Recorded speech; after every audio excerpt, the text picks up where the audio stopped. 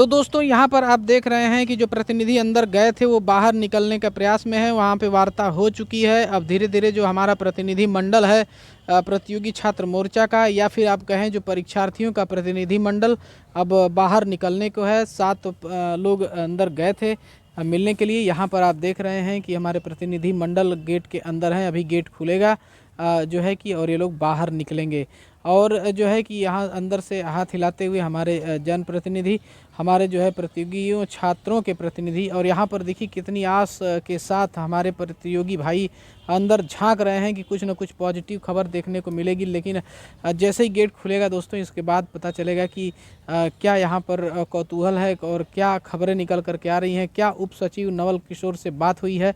ये सारी जानकारी आपको थोड़ी देर में मिलने वाली है। हमारे जनप्रतिनिधि, हमारे जो प्रतियोगी छात्रों के प्रतिनिधि मंडल है वो आ चुका है बाहर, और जो है कि प्रतियोगी छात्र मोर्चा के प्रदेश अध्यक्ष विक्की खान का यहाँ पर इंतज़ार हो रहा है।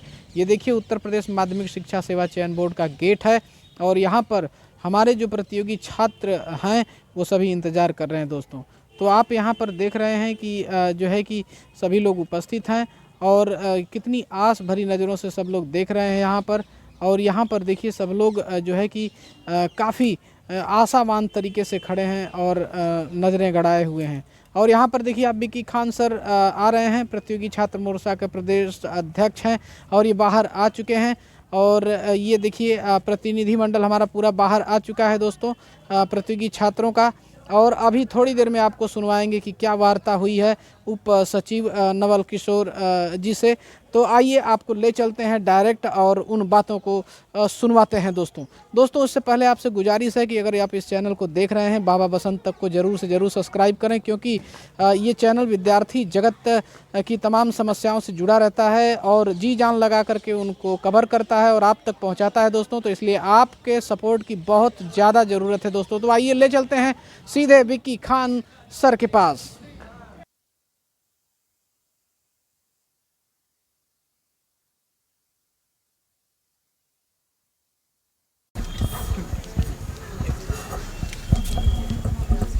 अब बोलने जा रहे हैं दीवान जी, ठीक है ना। बहुत डिस्टर्ब किए हैं भाई चेयरमैन साहब आपके। चले कहीं नहीं जा रहे हैं 90 दिन।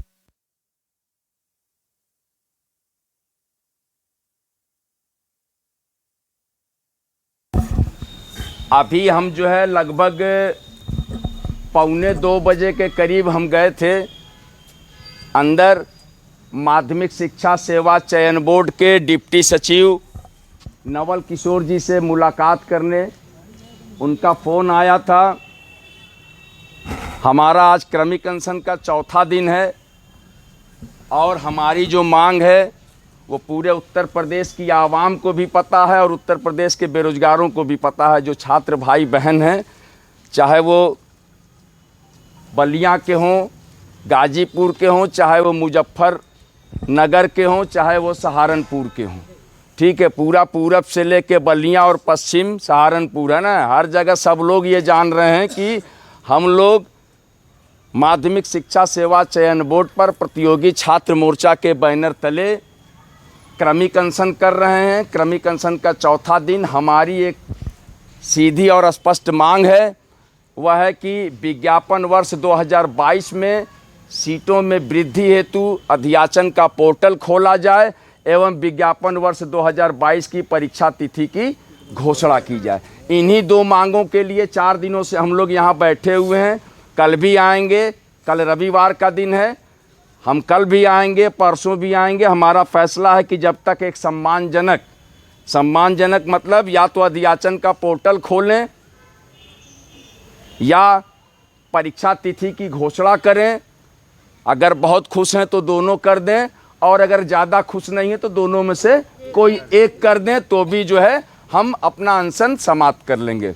लेकिन अगर यह नहीं करते हैं तो यह अनशन लगातार सिलसिलेवार चलता रहेगा और अपनी मांगों को पूरी होने तक इसको चलाया जाएगा। आप लोगों की मौजूदगी यहाँ पर हमें ताकत दे रही है, लगातार दे रही है। बहुत अच्छी बात है कि हिंदुस्तान का नौजवान बेरोजगार, ख़ास तौर से उत्तर प्रदेश का, जो कि लड़ने और झगड़ने वाला नौजवान है यहाँ का, अपनी ताकत को पहचानने वाला अपनी चीज़ों को हासिल करने वाला, अपने हक को छीनने वाला नौजवान उत्तर प्रदेश का आज सड़कों पर मौजूद है और माध्यमिक शिक्षा सेवा चयन बोर्ड के गेट पर जो है मौजूद हो गया है, इसलिए कि उसको अधियाचन का पोर्टल खुलवाना है, क्योंकि 4163 सीटें बिल्कुल कम है, जो हमारे लिए नाकाबिले बर्दाश्त है। 4163 सीटें, 13,19,000 लोगों ने आवेदन किया और जो है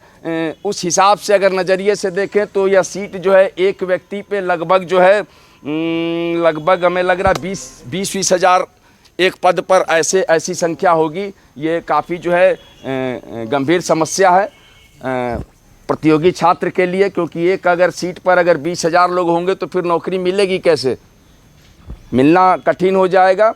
तो आज हम लोगों ने उसी मुद्दे को लेकर डिप्टी सचिव साहब से बात की है। डिप्टी सचिव साहब ने को हमने पूरा अपना एक सिस्टम से कागज़ पे लिखवाया है, लगभग 45 मिनट उनसे बात हुई है। हमने बताया है, जैसा कि डिप्टी साहब का जो यह कहना था कि चेयरमैन साहब यह कह रहे हैं कि हमारे पास अधिकार नहीं है, यह चेयरमैन साहब डिप्टी साहब के माध्यम से यह खबर भिजवाने का प्रयास किए हैं कि हमारे पास अधिकार नहीं है। इसलिए इस बात को प्रतियोगी छात्रों को समझना चाहिए। तो हमने उनसे कहा है कि आप स्पष्ट बात कर लीजिए, पहले तो उनको बता दीजिए कि हमारी 2 मांगे हैं, सीटों में वृद्धि हेतु अधियाचन का पोर्टल खोलिए। दूसरी मांग हमारी यह है कि परीक्षा तिथि की घोषणा करिए, और इनको पूरा करने के लिए जैसा कि अब तक जो आप शगुफे दे रहे हैं लगातार डिप्टी सचिव के माध्यम से कि आपका यह कहना है कि हमारे पास अधिकार नहीं है, तो वो अधिकार नहीं है कि प्रति हमको दिखाइए।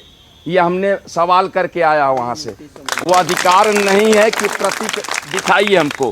पहला ये क्या सवाल, क्या आपको माननीय उच्च न्यायालय ने या शासन ने यह निर्देशित किया है कि आप कोई कार्य नहीं कर सकते? पहला सवाल। दूसरा सवाल, क्या उत्तर प्रदेश शिक्षा सेवा चयन आयोग का गठन प्रस्तावित है, अभी गठन नहीं हुआ है, इस आधार पे शासन ने कोई निर्देश दिया है कि आप काम को नहीं कर सकते? और अगर ऐसा निर्देश प्राप्त नहीं है ना शासन से ना माननीय उच्च न्यायालय से, तो आप काम क्यों नहीं कर रहे हैं? आपका कार्यकाल 3 महीना है, 90 दिनों का है, प्रति माह 2 लाख रुपया आप उठा रहे हैं। 6 लाख रुपये के चक्कर में आप उत्तर प्रदेश के 13,19,000 लोगों की ज़िंदगी बर्बाद करने की कोशिश कर रहे हैं। यह हमारे 2 सवाल थे कि अगर आपको हाई कोर्ट ने रोका है तो कोई बात नहीं, अगर आपको शासन ने रोका है तो कोई बात नहीं, अगर उत्तर प्रदेश शिक्षा सेवा चयन आयोग के गठन की वजह से आपको कोई निर्देश प्राप्त है तो भी कोई बात नहीं, अगर इन सब की वजह से अगर कहीं रुकावट नहीं है तो आपको अधियाचन का पोर्टल खोलना चाहिए। आपको विज्ञापन 2022 की परीक्षा तिथि की घोषणा करनी चाहिए। क्यों करनी चाहिए? क्यों करनी चाहिए?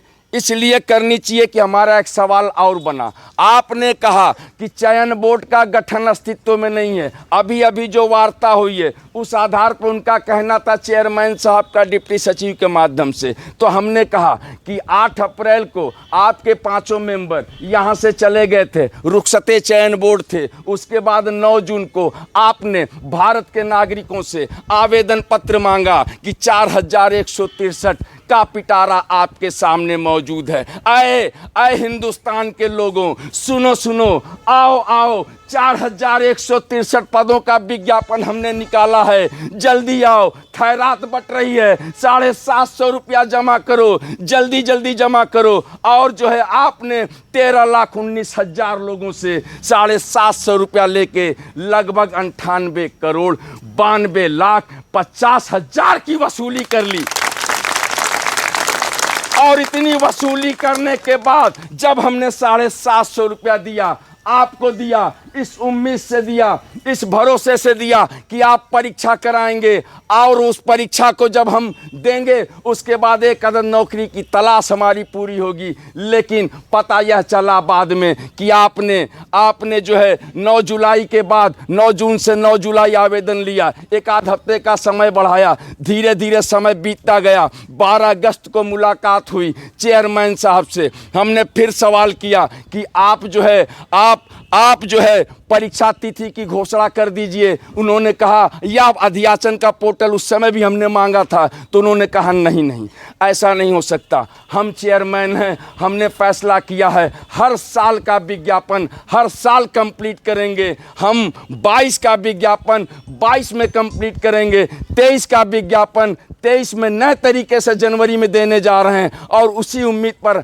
हमने कहा कि चलिए कोई बात नहीं है, यह बहुत अच्छी बात है कि आप 4163 पदों की भर्ती आप विज्ञापन वर्ष 22 को दिसंबर 22 में कंप्लीट कर देंगे। लेकिन पता ये चला कि दिसंबर 22 भी निकल गया, जनवरी 23 में पहुंच गए। अभी तक उस भर्ती का कोई अता पता नहीं है। अभी तक यह समझ में नहीं आ रहा कि उसकी परीक्षा होगी कि नहीं होगी। 4163 पद, 13,19,000 लोग, इतनी बड़ी आबादी, इतना कम पद, हम कैसे बर्दाश्त करें। हमसे मांगा गया 750 रुपया, हमने गेहूं बेचा, चावल बेचा, गरीब माँ बाप से पैसे मांगे, कैसे कैसे मांग कर हमने आवेदन किया और इस चयन बोर्ड को लगभग 1 अरब रुपया वसूल करके दे दिया। आज चयन बोर्ड से जब हम यह सवाल करते हैं कि आए चयन बोर्ड वालों, अरे सुनो, कहाँ गया वो मेरा परीक्षा तिथि, कहाँ गया वो अध्याचन का पोर्टल। हमें नौकरी की सख्त ज़रूरत है, बेहद और सख्त ज़रूरत है।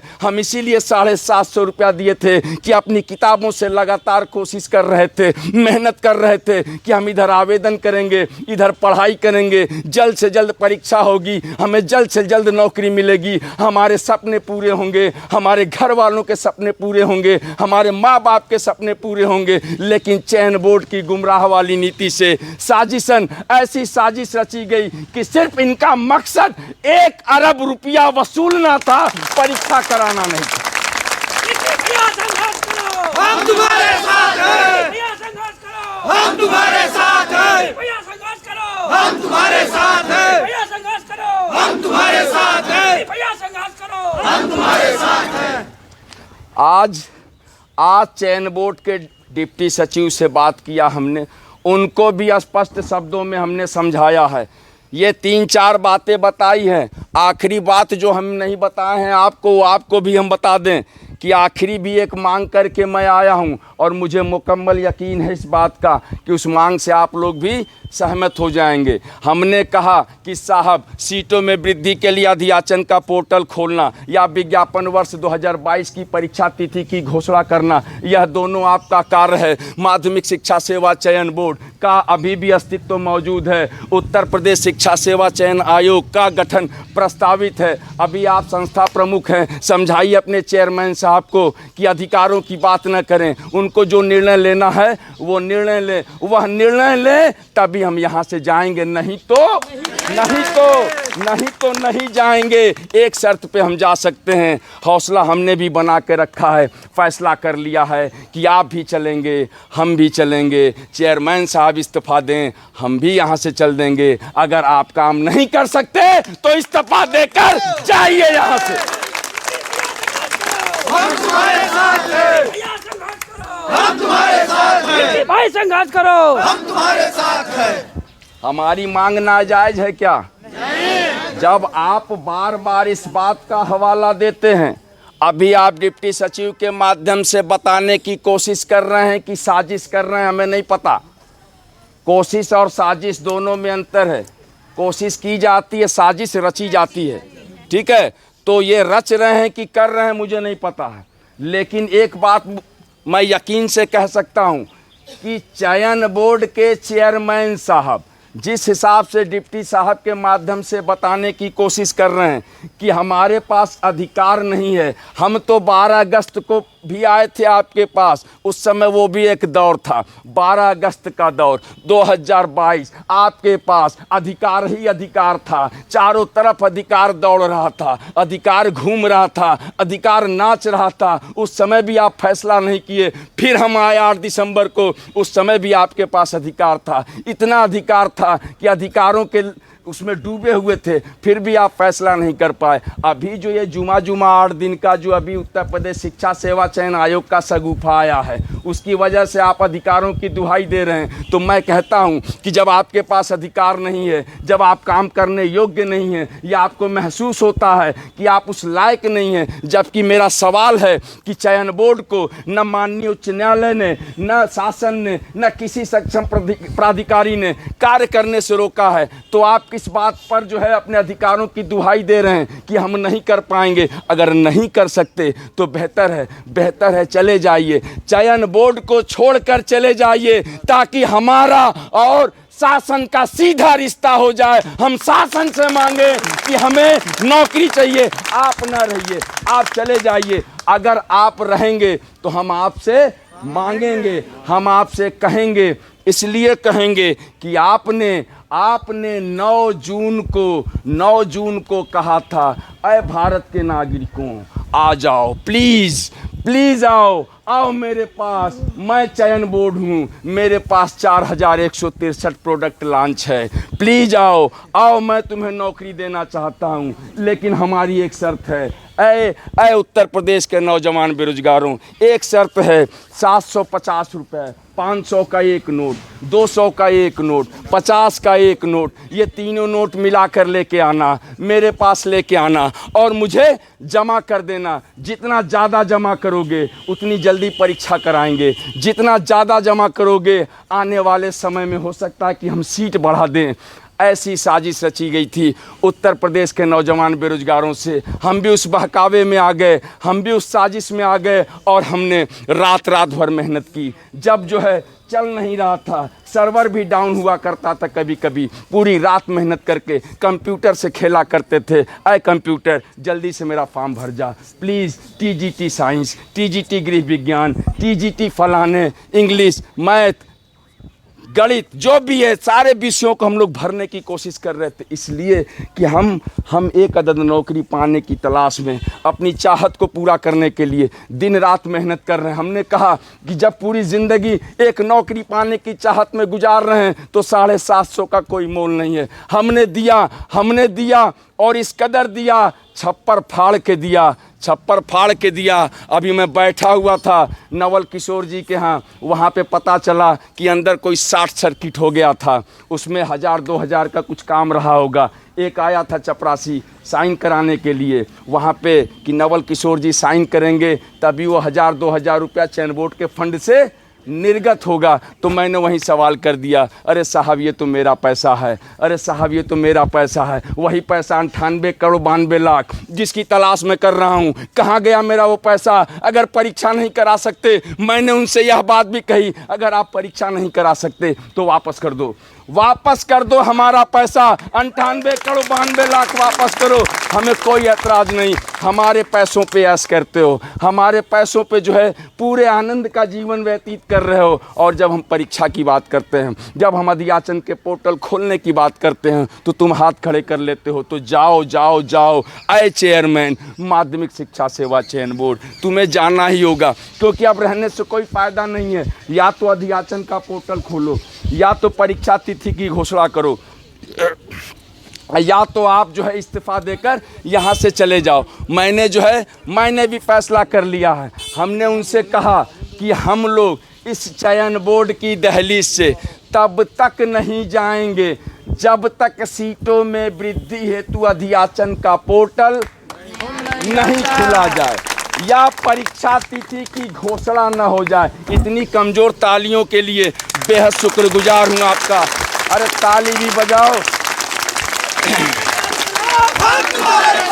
विक्की भाई संघर्ष करो, विक्की भाई संघर्ष करो, विक्की भाई संघर्ष करो, विक्की भाई संघर्ष करो, विक्की भाई संघर्ष करो, विक्की भाई संघर्ष करो। आज बहुत खुशनुमा माहौल में बात हुई है मेरे भाई। डिप्टी सचिव साहब हमारे साथ कौन कौन लोग गए थे? हाथ उठाएं तो भैया, कौन लोग गए थे? आप लोग, अरे आप किससे बात कर रहे हैं? आप गए थे क्या हमारे साथ? तो हाथ उठाइए, वही तो मैं बोल रहा हूँ, ध्यान इधर रखिए। जो लोग गए थे उनको एहसास होगा कि आज किस तरीके से बात हुई है। डिप्टी साहब से मैं बोल रहा था, वो सिर्फ सुन रहे थे। क्यों? क्योंकि चोर की दाढ़ी में तिनका। हमारे सवालों का जवाब नहीं था। हमने सवाल यही किया कि अगर यह 2 मांग नाजायज है तो बताइए, हम चले जाएं, अनशन स्थल को उठा के लेके घर चले जाएंगे, और अगर जायज है तो पूरा कर दीजिए। पूरा क्यों करेंगे? क्योंकि आप कहते हैं अधिकार नहीं, हम कहते हैं आप 98 करोड़ 92 लाख ले लिए बिना अधिकार के। गलत किया क्या? सही है। हमने गलत नहीं किया ना भाई। आप जब कहते अधिकार नहीं है तो हम कह रहे हैं कि 98 करोड़ 92 लाख कैसे लिए, किस अधिकार से लिए? आपने धोखा दिया कि नहीं हमको? हमको सब्ज बाग दिखाया, रंगीन रंगीन ख्वाब दिखाए। आपने बताया कि ज्योग्राफी पीजीटी में इतने पद हैं, हम गिनने लगे कि हमारे यार सोशल साइंस में इतने पद हैं, उसको भी गिनने लगे। फिर हम मैच कराने लगे कि ये जनरल, ये ओबीसी, ये एससी, ऐसे मिला के यार इतना पद है यार, कितना ज़्यादा पद है। और एक एक पद पर दावेदारी ठोक रहे थे। कब? सपनों में कि ये पद तो लेके रहेंगे, लेकिन सपनों को हकीकत में बदलने के लिए मेहनत भी कर रहे थे लगातार। खैरात में नहीं चाहिए, चयन बोर्ड के खैरात से नहीं चाहिए, हम तो अपनी नौकरी अपनी मेहनत की बदौलत ले लेंगे। लेकिन जब आपने हमको रंगीन रंगीन सपने दिखाए, वो सब्जबाग दिखाया जिसको देखकर पूरे बदन में अजीब सी सिरहन दौड़ रही थी। अरे जब विज्ञापन आया, सोचो मेरे भाई, देखने के बाद, लेकिन था तो कम, लेकिन उम्मीद नहीं थी कम। उम्मीद आज भी जिंदा है। माना कि बाल कम हैं हमारे, सफ़ेद भी हुए हैं, कोई ऐतराज़ नहीं, लेकिन उम्मीद कम नहीं हुई है। उम्मीद नहीं छोड़ी हमने, इसलिए कि हमको जाना है कहाँ, जहाँ से आए हैं। हमको जाना है कहाँ, जहाँ से आए हैं, और वहाँ हम जाएंगे तो यहाँ से सीना चौड़ा करके ही जाएंगे, एक नौकरी लेकर जाएंगे। और जहाँ जाना है वो है हमारा घर, जहाँ की हम पैदाइश हैं, हमारा गांव है, हमारे लोग हैं। बहुत सारे लोग अभी भी मिलते हैं, देखते हैं, सवाल भी करते हैं, अजीब अजीब से सवाल। कुछ नहीं करते हैं तो मुस्कुराते हैं, वही तो सदमा लगता है। कुछ नहीं करते हैं तो मुस्कुराते हैं, कुछ दिल के साफ होते हैं तो सीधा सीधा कही देते हैं। तो हमें अफसोस होता है, फिर हम कहते हैं जवाब देंगे। वक्त आएगा हमारा भी वक्त आएगा ना, हम दिखाएंगे और आपको बताएंगे। ज़्यादा मुस्कुराने की ज़रूरत नहीं है, क्योंकि हमने चयन बोर्ड का फार्म डाल दिया है, और चयन बोर्ड का फार्म डाल दिया तो नौकरी पक्की है। और 4163 पद है, कोई कम है क्या? अरे बहुत तो इसलिए है कि आप सोच लीजिए कि 163 लोग मौजूद हैं, 63 बहनें हैं, 100 भाई हैं, सीटें खाली हैं, 4000 बच रही हैं। 4000 सीटें बची। हमसे डिप्टी साहब ने कहा कि भैया 4163 आप कम की बात कर रहे हैं, उतने आप लोग आए नहीं, तो कहिए तो अभी आवेदन करवा के यहीं से नियुक्ति पत्र बंटवा के पैनल करवा दे तुरंत। तो हमने कहा नहीं सर, अभी रुक जाइए, क्योंकि अभी 4163 का मामला है, अभी पूरे लोग हैं नहीं। पता यह चला कि इतने लोगों का अगर पैनल चला गया तो बाकी लोग कहें कि यार हमें बताए नहीं। पैनल बट रहा था वहाँ, तुम धीरे से निकल गए, थोड़ा सा बता दिए तो हम भी आ गए। तो हम तो ये समझ रहे थे कि वहाँ क्रमिक अनशन चल रहा है, हमको पता नहीं चला कि पैनल बट रहा वहाँ। अगर पैनल की बात होती तो ये क्या मजाक हो गया, कोई दिक्कत है? कंसंट्रेशन मत भंग करिए। तो हम तो इसीलिए जो है, इसी उम्मीद से आज हम क्रमिक अनशन का चौथा दिन जो हमारा चल रहा है, आज तो मैं तहे दिल से शुक्रगुजार हूँ कि हिंदुस्तान की जो आधी आबादी है, हमारी प्रतियोगी छात्र बहनें, आज आप लोगों की मौजूदगी ने हमको बहुत ताकतवर बना दिया है। और मुझे इस बात का यकीन हो गया है कि हम दो में से एक काम करा लेंगे। दोनों नहीं अगर होगा तो एक तो पक्का होगा। अगर 4,000 का 14,000 या 24,000 हुआ तो समझ लो बहन लोग की नौकरी पक्की। थोड़ी सी पढ़ाई करो आप लोग, नौकरी पक्की। क्योंकि अगर परीक्षा कराने, अब जब इनके पास अधिकार नहीं है तो इनको हम बताएं क्या? सबसे बड़ी समस्या तो ये है। अच्छा, ये सारे मिल के पैसा गिन रहे थे, 98,92,50,000 रुपया गिने, एक चवन्नी कम नहीं हुआ उसमें, क्योंकि सब ऑनलाइन पैसा लिए हैं।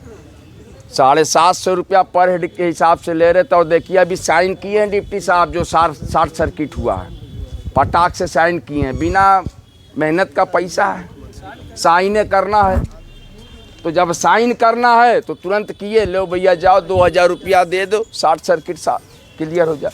और उनको यह नहीं पता कि यहाँ पूरी ज़िंदगी शॉर्ट सर्किट हुई है। अपनी पूरी ज़िंदगी इतनी कमज़ोर ताली क्या। अच्छा आप लोग बताइए, आप लोगों का कनेक्शन सही है? नहीं। किसी का भी सही है? नहीं। ज़्यादा दिन अगर रहे हम लोग बेरोजगारी के आलम में तो भाई तमाम चीज़ें हैं शरीर में, श्वसन तंत्र में समस्या आ सकती है ना, दिमाग में भी दर्द होता है मेरे भाई, कभी कभी पेटों में दर्द होता है, सीने में जलन होती है, बाल झड़ रहे हैं जो सो अलग झड़ रहे हैं, बहुत मेहनत कर रहे हैं, लगातार बचाने की कोशिश कर रहे हैं लगातार। और कई बार हमने कहा बालों से कि प्लीज़ कुछ दिन रुको, सिर्फ नौकरी भर मिल जाने दो, क्योंकि नौकरी मिलने के बाद अगर जाओगे तो हम दूसरा बाल मंगवा लेंगे, क्योंकि पैसा रहेगा हमारे पास। अभी तो अगर तुम छोड़ के चले जाओगे तो मैं किसके सहारे रहूँगा?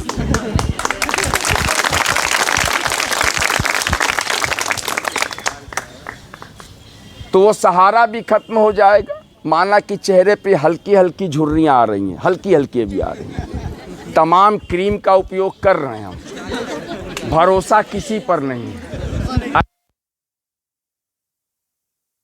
उसमें भी पैसा बर्बाद हो रहा है। लेकिन एक यकीन जिंदा है, क्योंकि हमको अपने आप को अच्छा भी रखना है, इसलिए कि जब नौकरी हम पाएंगे, तमाम क्रीम लगाने के बाद भी हम उतना अच्छा ना हो पाएं, लेकिन यकीन जानिए कि जिस दिन चयन बोर्ड के पोर्टल पर अपना रोल नंबर और अपना नाम छपेगा, अपने आप चेहरे में चमक और दमक आने लगेगी। अजीब सा माहौल रहेगा मेरे भाई, सोच कर देखिए। चमक आ रही है कि नहीं? महसूस हो रही है सर।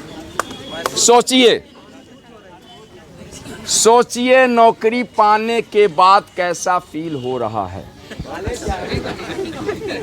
आपका सपना, बरसों पुराना सपना, काफ़ी सालों से मेहनत कर रहे हैं, सिलसिलेवार कर रहे हैं, लगातार मेहनत कर रहे हैं, और वो आपकी जो है पहली प्राथमिकता पे है, क्योंकि नौकरी जो है वो ज़िंदगी है, नौकरी हमारी हर खुशी है, क्योंकि हम पढ़े लिखे लोग हैं, हमने नौकरी पाने के लिए हाई स्कूल पहले किया, पहले हाई स्कूल किया, लेकिन 1 से 10 तक जाने में कितना साल लगा? 14 साल।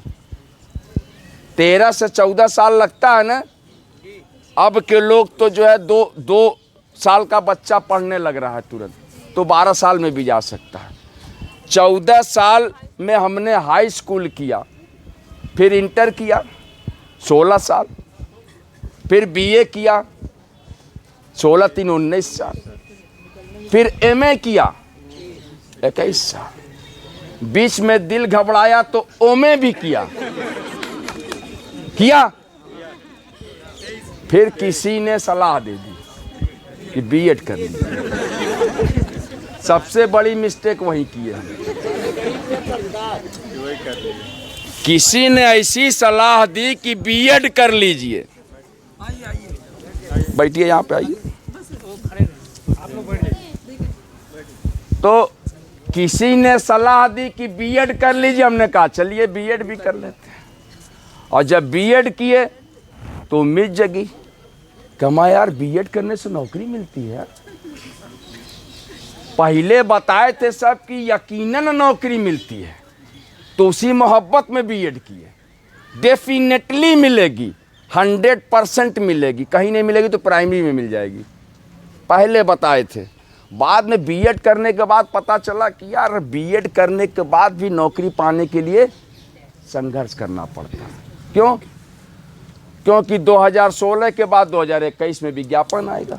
5 साल आपका गया। अब आप 25 साल के थे, 30 साल तो ऐसे ही चला गया आपका। 30 में पहुंच गए आप, 32 में है ना। इनके लिए ताली बजाइए, अपनी सही सही उम्र बताएं।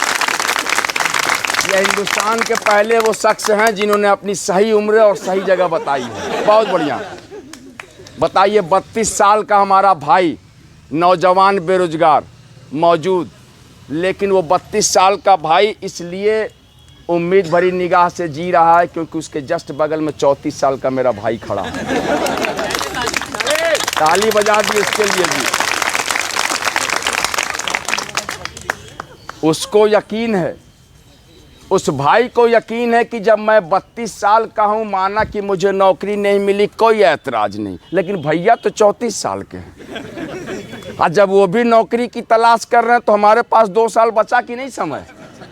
32 वाले के पास 2 साल रहा, क्योंकि भैया जो है 34 के हैं और नौकरी की उम्मीद में बैठे हैं।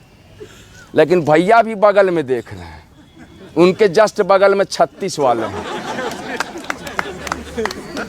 तो जब 36 वाले हैं तो उनको भी भरोसा है यार कि जब भैया 36 के हैं, वो जब इंतजार कर रहे हैं तो हम काहे नहीं करेंगे।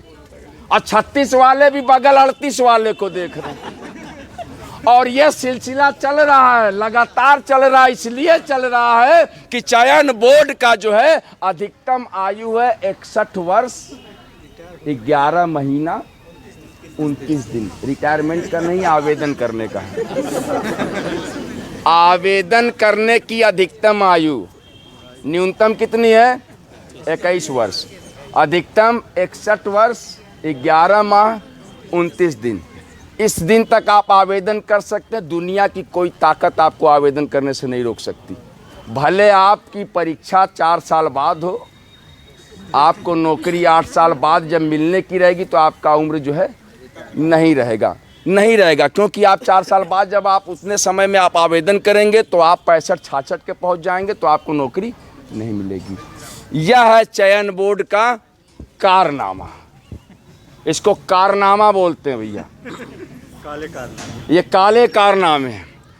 पैसा वसूलने में भैया 750 तो ऐसा वसूले, इतना प्यार से बोले थे। आवेदन पत्र का पढ़िएगा प्रारूप, शुरू में कैसे लिखे थे, कितना खूबसूरत अंदाज में।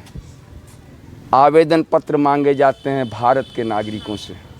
750 रुपया जमा करिए, भरोसा रखिए, अगले महीने बस 1 महीना बस आप पैसा देते रहिए, अगले महीना परीक्षा करा लेंगे। लिखा था कि नहीं उसमें?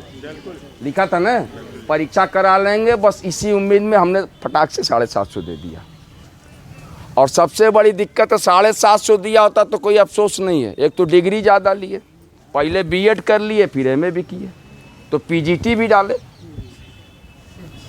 और टीजीटी भी डाले। सबसे बड़ी समस्या तो ये, ज़्यादा पढ़ेंगे तो ज़्यादा फार्म डालेंगे, ज़्यादा डिग्री रहेगी ज़्यादा आवेदन पड़ेगा। अब 2 आवेदन डाले तो 1500 हो गया। कुछ हमारे भाई ऐसे हैं कि वो 4-4 डिग्री लेके बैठे हैं। अब जैसे मुझे ही ले लीजिए, डबल एमए किया तो 2 डाला पीजीटी। चयन बोर्ड ने कहा कि एक साथ नहीं चलेगा, 750 लो। फिर सोशल से डाला तो फिर 750 दिए। और फिर कला भी कर लिए थे, मन में अंदर से कलाकार की भावना आ रही थी, हम के चलिए उसको भी कर लें, तो लगभग भैया 3000 की चपत लगी। तो आज मैं पैसा मांग तो रहा था डिप्टी साहब से, पूछिए जो हमारे प्रतिनिधिमंडल गए थे। हमने कहा परीक्षा नहीं करा पाएंगे, चेयरमैन साहब के पास अधिकार नहीं है, अध्याचन का पोर्टल खोल नहीं पाएंगे, चेयरमैन साहब के पास अधिकार नहीं है, पैसा वापस करिए, हमारा पैसा वापस करिए। क्यों नहीं करेंगे आप हमारा पैसा रखिए 1 अरब और उस पर लाखों रुपया ब्याज मिले आपको। अब परीक्षा कराएंगे 4 साल बाद, तो हम 4 साल बाद आपको पैसा देंगे, फिर 750 देंगे। आप अभी पैसा लेके साजिशन अपना खर्चा चला रहे हैं, और हम जब बात कर रहे हैं अपने अधिकारों की तो आप कह रहे हैं कि हमारे पास अधिकार नहीं है। तो इसी को लेकर आज माध्यमिक शिक्षा सेवा चयन बोर्ड के डिप्टी सचिव नवल किशोर जी से वार्ता हुई है, और हमने उनसे कहा भी है कि आप इन बातों को अध्यक्ष महोदय को बता दीजिए, क्योंकि हम लोग इससे कम पे मानने वाले नहीं हैं। उनका यह कहना था कि अब आप देख लीजिए कि अधिकार हमारे सीमित हैं, इसलिए मैं उसमें कैसे और क्या कर सकता हूं, आप खुद समझदार हैं। तो हमने कहा कि हम इतने ज़्यादा समझदार हैं कि आपको भी कुछ नहीं करना, हमको भी कुछ नहीं करना है। आप भी यहाँ से जाएंगे, जब जाना होगा तो आपको भी इस्तीफा देकर जाना होगा, तभी हम यहाँ से जाएंगे। क्योंकि हमारे पास 2 रास्ते हैं और आपके पास भी 2 रास्ते हैं। अध्याचन का पोर्टल खोल दीजिए, सीटों में वृद्धि हो जाए, परीक्षा तिथि की घोषणा कर दीजिए, बेरोजगारों को नौकरी मिल जाए। दोनों कर दें, अच्छी बात नहीं करें तो पोर्टल ही खोल दें। ज़्यादा अधिकार की समस्या आ रही है तो छोटा मामला है। जब आप पैसा ले रहे थे तो उस समय अधिकार, बिना अधिकार के पैसा लिए, 4 मेंबर भाग गए थे। 8 अप्रैल को रात में भाग गए थे सब, टोटल भाग गए, कोई नहीं था। इनको 9 जून को याद आया कि यार पैसा भी नहीं है चयन बोर्ड के पास, तब इन्होंने खोला, आवेदन मांगा, तो पैसा तो कलेक्ट कर लिए। और जब हम उसकी बात करते हैं परीक्षा की या पोर्टल खोलकर अध्याचन बढ़ाने की, तो आप कहते हो अधिकार नहीं है हमारे पास। और एक झूठा भ्रम, चेयरमैन साहब को एक भ्रम है, इस बात का भ्रम है, संदेह है, संशय में जीते हैं। ये उम्र का तकाजा है उनका, उन्होंने कभी सही फैसला करने की कोशिश ही नहीं की। वो कहते हैं कि हमारे पास अधिकार नहीं है, हम कुछ नहीं कर सकते, जबकि हमने सवाल भी किया था, उस समय भी किया था, और अब भी मैं यही कर रहा हूं कि आपको अधिकार नहीं है, इस ब्रह्म ज्ञान की प्राप्ति कैसे हुई? ताली बजाइए, बहुत बड़ी बात है ये। हम कोई ऐसी बात ही नहीं कर सकते कि जो आप लोगों के समझ में नहीं आ रही हो, और अगर समझ में नहीं आए इसका मतलब आपने बीएड नहीं किया है। अगर बीएड किया है तो समझ में आनी चाहिए। तो अधिकार नहीं है, अब आप साबित करिए। आपको रोका किसने है? ये तो आपका भ्रम है, मन का भुलावा है या छलावा है कि हमारे पास अधिकार नहीं है। आपको रोका किसने है, लिखित में हमको बताइए। मैं चेयरमैन साहब से पूछ रहा हूं और मैं मिलने वाला भी हूं। आज की वार्ता में स्पष्ट संदेश मैंने दे दिया है, डिप्टी सचिव के माध्यम से सीधी सीधी बात हुई है कि आप, हमारे 2 मुद्दे हैं डिप्टी सचिव साहब, चेयरमैन साहब को बता दीजिए सीटों में वृद्धि के लिए अध्याचन का पोर्टल खोलना है कि नहीं। पहला सवाल, विज्ञापन वर्ष 2022 की परीक्षा तिथि की घोषणा करनी है कि नहीं। दूसरा सवाल, अगर नहीं करनी है तो फिर आप जाइए यहाँ से। आप 90 दिन क्यों ख़राब कर रहे हैं हमारा? क्योंकि आप तो उम्र के आखिरी पड़ाव पर हैं, हमने तो उम्र जीना अभी शुरू की है। हमने तो शुरुआत की है अभी, और आपका तो सब कुछ हो चुका।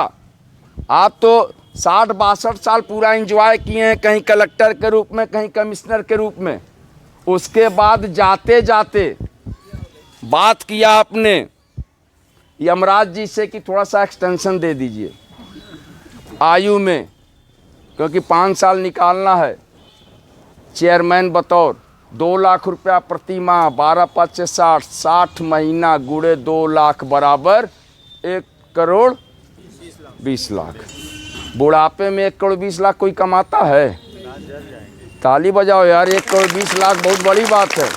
यहाँ हम लोग जवानी में नहीं कमा पा रहे हैं, पूरी उम्र हम लोग नौकरी करेंगे। नौकरी भी जुड़वा दें क्या? अभी 60,000 महीने की नौकरी, 60,000 महीने की नौकरी। चुपचाप से रहिए, सुनिए कैसे कैसे पैसा आता है। 12×5 = 72, 7,20,000 सालाना, ठीक है। और अगर 30 साल नौकरी किए तो 2 करोड़ 10 लाख। हमने अपनी पूरी जवानी 30 साल की उम्र में या 32 साल की उम्र से नौकरी की और 62 साल की उम्र में हमारी नौकरी ख़त्म हुई। पूरी जवानी हमने ख़त्म की तो 2 करोड़ 10 लाख पाए। और चेयरमैन साहब अपना बुढ़ापा 5 साल में 1 करोड़ 20 लाख पा गए।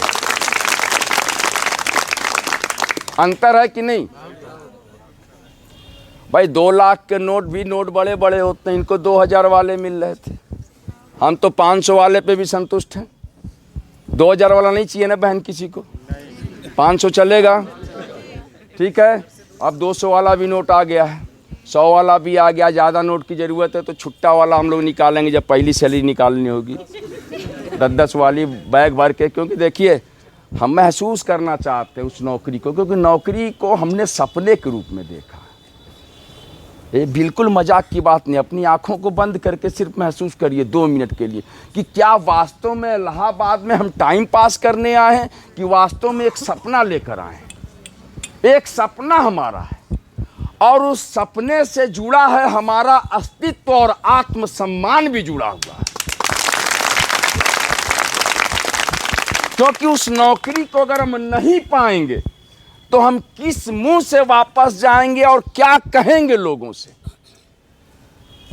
क्योंकि लोगों के सवाल तो ऐसे ही बहुत सारे हैं। उनके 90% सवालों का जवाब तो बस वही है, एक नौकरी मिल जाए, 99% सवाल बंद हो जाएंगे अपने आप। फिर कोई पूछेगा ही नहीं। जो आपको फोन नहीं करते हैं, आपसे बात नहीं करते हैं, कल को रिजल्ट आएगा, परसों फोन आएगा, आपका सिलेक्शन हो जाए। हमारी बहुत बहनें यहाँ पे होंगी, अगर उनकी शादियाँ हो गई होंगी तो महसूस कर रही होंगी। उनकी ननद होगी एक, पक्का एक होगी, हो सकता है झगड़ा करती हो काम का बंटवारा लेके, ठीक है, काम के बंटवारे को लेके या अन्य किसी मामले को लेके। रिश्ते तल्ख हैं बिल्कुल आपस में, बिल्कुल ऐसा 36 का आंकड़ा है। रिजल्ट आया चयन बोर्ड का, भाभी को नौकरी मिल गई। रिजल्ट आ गया सिलेक्शन, तुरंत बदलाव। ननद के पूरे व्यवहार में बदलाव, पूरे सोच में बदलाव। कहा क्या रे, मुझे यकीन था ना, बहुत टैलेंटेड बात है। नौकरी मिलनी थी, बीच में मत बोलिए, बोलने दीजिए। नौकरी मिल गई, मुझे यकीन था।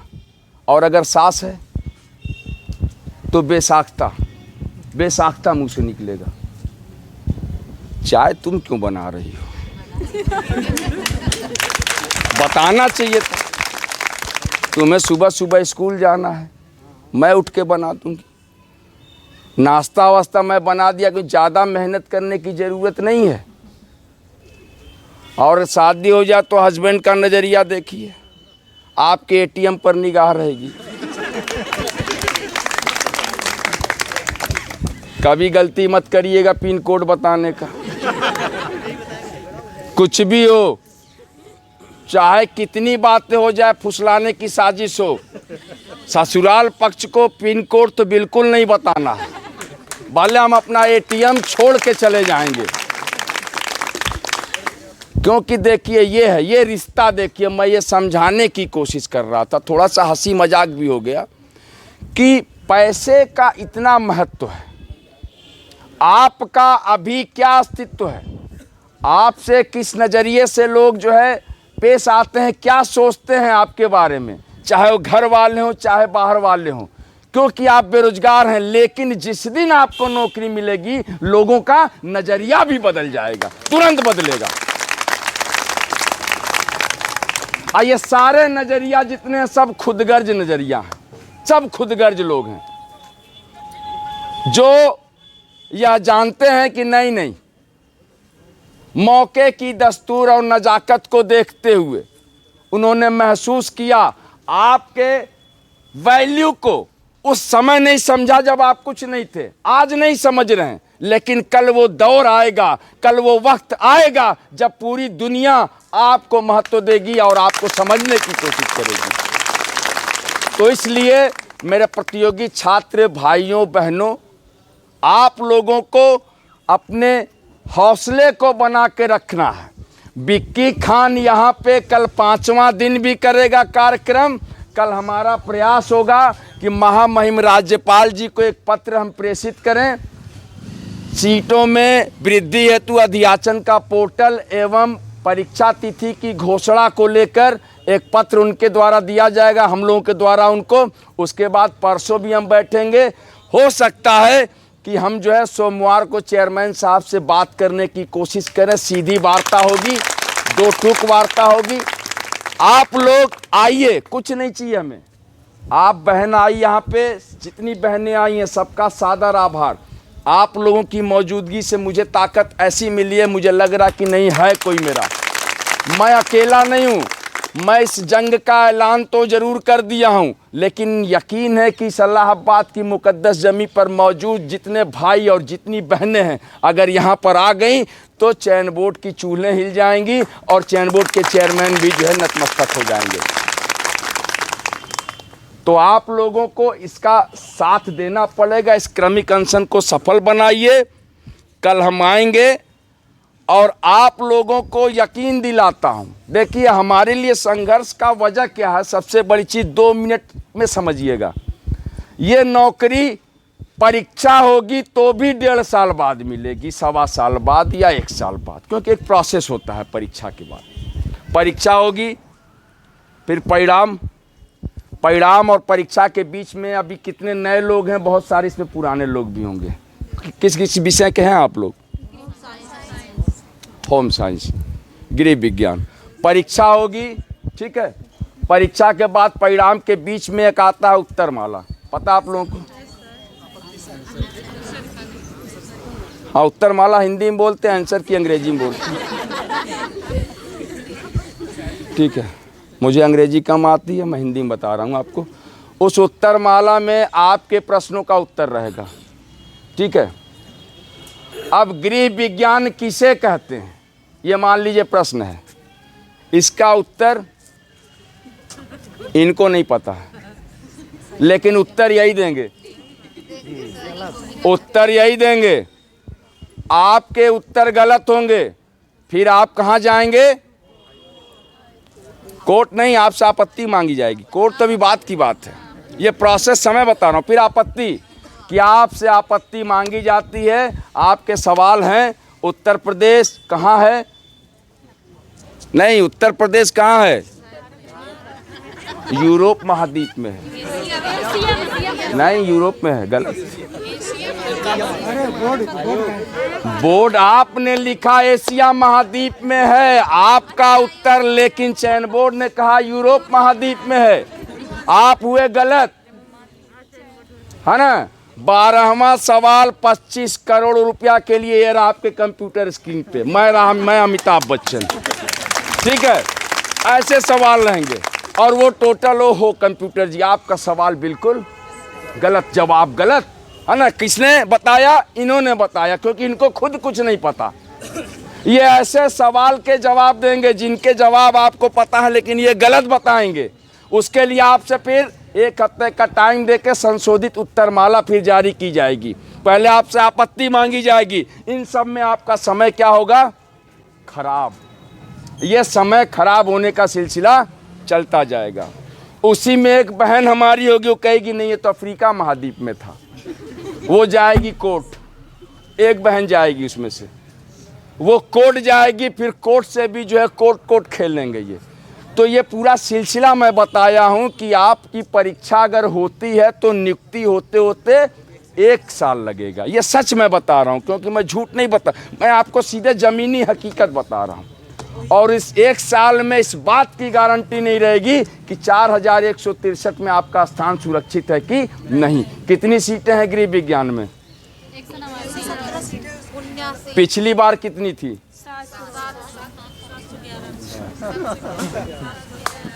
711। 179। कितना अंतर है ज़मीन आसमान का। और सब एक दूसरे के कंपटीटर बैठे हैं, रौदने की साजिश में लगे हुए हैं कि तुम्हें नहीं, हमें पहले, हमें पहले, हमें। लेकिन मैं यही चाहता हूं कि आप लोग ऐसा बनो कि हमें पहले, हमें पहले नहीं, सबको मिल जाए पहले जो पढ़ने लिखने वाला यहाँ बैठा हो। इसी की मैं कवायद कर रहा हूँ। मैंने कोशिश इसी की शुरू की है कि 4163 सीटों को बढ़वाया जाए, और ये बढ़ जाएगा। या तो चेयरमैन साहब इन सीटों को बढ़ाने के लिए पोर्टल खोलेंगे, या चयन बोर्ड से इस्तीफा देके जाएंगे। बस इससे कम कुछ भी मंजूर नहीं। मैं उत्तर प्रदेश के नौजवान बेरोजगारों से कहना चाहूँगा कि हम लोगों ने आज डिप्टी सचिव साहब से मुलाकात की, वार्ता की। उसमें हमने बताया कि अध्याचन का पोर्टल खोलने को लेकर और परीक्षा तिथि की घोषणा को लेकर जो है हम लोग 4 दिन से अनशन पे बैठे हुए हैं। और चेयरमैन साहब को इस बात को बताइए कि हमारी मांगों को वो जल्द से जल्द माने, नहीं तो यह अनशन हमारा सिलसिला लगातार चलता रहेगा। और यह तब तक नहीं रुकेगा जब तक इन मांगों को पूरा न कर दिया जाए। अन्यथा की स्थिति में चेयरमैन चयन बोर्ड को वापस जाना होगा। 90 दिनों का कार्यकाल, 90 दिन पहले चयन बोर्ड छोड़िए, इस्तीफा दीजिए, वापस जाइए, ताकि हम बेरोजगारों की सीधी लड़ाई हुकूमत से रहे। हम हुकूमत से पूछें कि आप हमारा चयन आयोग अगर बना रहे हैं तो त्वरित बनाइए, 24 से 48 घंटे में बनाइए। और अगर नहीं बना सकते तो आप पुरानी भर्तियों को होने दीजिए। सिलसिलेवार आप बनाते रहिए, प्रस्ताव प्रेषित करते रहिए, आप जो है गठन करते रहिए। लेकिन जो पुरानी भर्तियां हैं उन पुरानी भर्तियों को मत रोकिए। अध्याचन का पोर्टल खोलते रहिए, अध्याचन भी आते रहें। जब अगर चयन बोर्ड का अस्तित्व समाप्त हो जाएगा, आयोग का गठन हो जाएगा, तो उन पदों को उसमें समाहित कर दीजिएगा। हमें कोई ऐतराज़ नहीं। इन सब बातों को लेकर हम लोग सोमवार को चेयरमैन साहब से मिलने की कोशिश करेंगे। मिलने का समय मांगा हम लोगों ने, तो आए उत्तर प्रदेश के नौजवान बेरोजगारों, हम लोगों ने बहुत बड़ी मुहिम चलाई है। आओ आओ, निकलो निकलो अपने अपने घरों से, अपने अपने जिलों से निकलो। आए मेरे भाई, आए मेरी बहन, कहाँ हो? मैं अकेला हूँ, बिल्कुल तन्हा हो जाऊँगा। तुम लोग कहाँ हो? किस किस ज़िले में हो? हर ज़िले के लोगों सुनो, हम बेरोजगार, तुम बेरोजगार, हम गरीब, तुम गरीब, सारे गरीब मिलकर एक आशियाना तलाश रहे हैं, एक अदद नौकरी की तलाश में। अपनी ज़िंदगी को हम लोग कितना कितना कठिन बना लिए हैं, तो हम और आप मिलकर कदम से कदम मिलाकर चलने की कोशिश करें। आना होगा आपको, कल भी आना होगा, परसों भी आना होगा इस अनशन स्थल पर। आइए मिलते हैं, मिलके कारवां बनाएंगे, एक साथ चयन बोर्ड के चेयरमैन को समझाने की कोशिश करेंगे। उनको बताएंगे कि ये उत्तर प्रदेश का नौजवान बेरोजगार है, जो अपनी बातों को मोहब्बत से भी मनवाना जानता है, ज़रूरत पड़ेगी तो ताकत से भी मनवाना जानता है। तो आए उत्तर प्रदेश के नौजवान बेरोजगारों, आओ, विक्की खान को अकेला मत करो। अरे मेरे भाई, मैं अगर अकेला हो जाऊंगा, कमज़ोर हो जाऊंगा, ये 4163 सीट बहुत कम है मेरे भाई। 13,19,000 लोगों ने आवेदन किया है। उस हिसाब से, उस नज़रिए से इतनी कम सीटें हैं। और जिस तरीके से चयन बोर्ड का रवैया है, तो ये समझ के देखिए कि इसमें नौकरी पाने की गुंजाइश भी बहुत कम रहेगी। तो अगर हमने सीटों को 14,000 या 24,000 या 34,000 मंगाने की कोशिश में अगर क्रमिक अनशन कर रहे हैं तो कौन सा गुनाह कर रहे हैं? फ़ायदा आपका भी है, फ़ायदा हमारा भी है, हम सबका फ़ायदा है। सीटें बढ़ेंगी, सबको नौकरी मिलेगी। हमारी चाहत वही है, हमारी ख्वाहिश वही है, हमारी खुशी वही है कि एक नौकरी पा जाएं, पाकर निकलें इस इलाहाबाद की मुक़द्दस ज़मीन से, वापस जाएं, अपने अपने घरों को जाएं, सीना चौड़ा करके बात करें रिश्तेदारों से, पड़ोसियों से, ऐसे लोगों से जिन्होंने कातिल भरी निगाहों से सवाल किया है कि तुम्हें कब नौकरी मिलेगी, क्या करते हो इलाहाबाद में, कब तक करोगे, कैसे करोगे। इन सवालों का जवाब सिर्फ एक ही है, नौकरी। उस नौकरी को पाने की चाहत में आना पड़ेगा, क्रमिक अनशन स्थल पर आना पड़ेगा, अपनी मौजूदगी दर्ज करानी पड़ेगी। आप लोगों की ज़्यादा से ज़्यादा मौजूदगी हमको ताकत देगी। हम चयन बोर्ड के चेयरमैन से निगाहों में निगाहें मिलाकर, आँखों में आँखें डालकर बात करने की कोशिश करेंगे। उनको बताएंगे कि आपको हमारी जायज़ मांग माननी पड़ेगी, सुननी पड़ेगी। सुनिए, नहीं तो चयन बोर्ड के चेयरमैन पद से इस्तीफा दीजिए और वापस जाइए। बहुत बहुत धन्यवाद। मैं विक्की खान, प्रदेश अध्यक्ष, प्रतियोगी छात्र मोर्चा।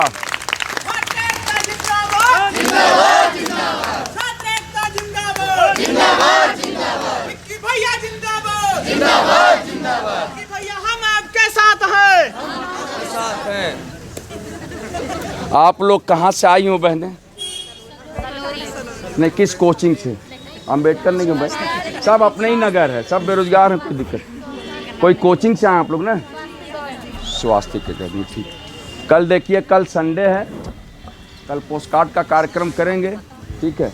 आप लोगों को लगे कि आपका भाई मेहनत कर रहा है आप लोगों के लिए, अगर आपका ज़मीर जिंदा हो। समय 11 से 3 करते हैं हम। 4 दिन से मैं बोल रहा हूँ, अकेले ही बोलता हूँ, बाकी लोग बोले नहीं पाते। दिक्कत है, मैं चाहता हूँ कुछ लोग बोलते हैं तो थोड़ा सा सपोर्ट मिलता, लेकिन ये सिलसिला मैं चलाऊँगा क्योंकि मैंने ये प्रतिज्ञा कर ली है, भीष्म प्रतिज्ञा, कि मैं या तो होटल खुले या चेयरमैन जाएं, क्योंकि मुझे ऐसा लगता है कि इतनी कम सीटों में कोई सुरक्षित नहीं है। पढ़ हम भले रहे हैं, ज़हन सुरक्षित नहीं है, दिमाग हमारा घूमता रहता है इधर उधर, पता नहीं होगा कि नहीं होगा।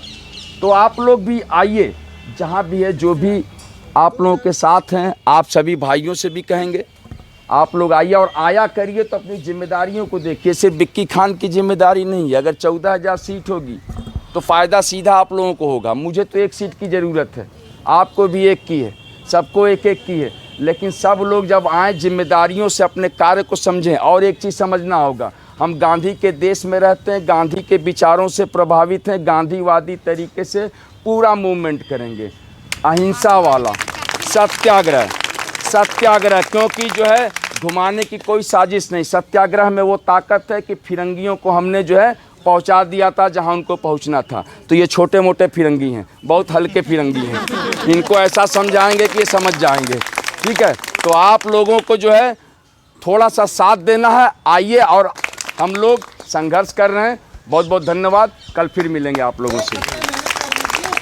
चलिए।